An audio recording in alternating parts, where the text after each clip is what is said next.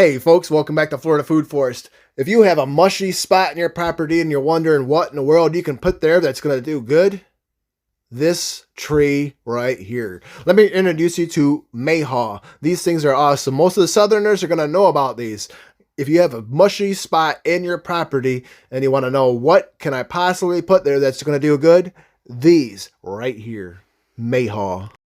These are a really low maintenance fruit tree. I mean, they get about 20 foot tall. They don't really require a whole lot of work, with pruning or anything. They can handle some drought. They can handle some flooding with ease. Like I said, really low maintenance. You see, this one's been in the ground for about 4 years. The neighbor behind me, oh my gosh, the neighbor behind me keeps hitting it with Roundup. These guys are really, really touchy with Roundup. So if you're spraying that anywhere on your property, I wouldn't, but it's your property. You do whatever you want to with it. Keep it away from the Mayhaw. Mayhaws do not like Roundup at all.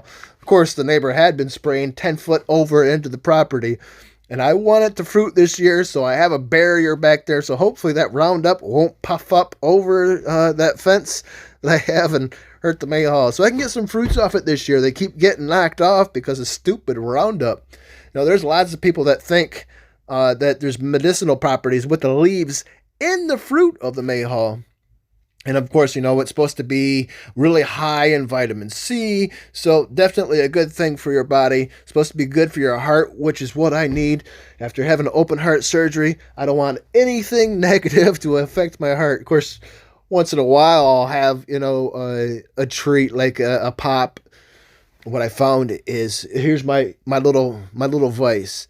Gin berries with Dr. Pepper. My life has forever changed. But we're not talking about gin berries here. We're talking about Mayhaws. Mayhaws are really good for you. As part of the property where I have these at, it floods quite often. Now, I have some other bamboos back there. I have old Hemi bamboo, pretty close to this, but I have a barrier, so hopefully the bamboo doesn't interfere with the Mayhaw here.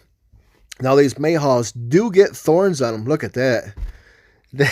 Not to play around with that. So if you're going to have a Mayhaw, keep it in, away from a normal path. You don't want to snag an eye or your face or anything else on your naked gardening day. You don't want to be hanging around the Mayhaw. It'll snag and grab you.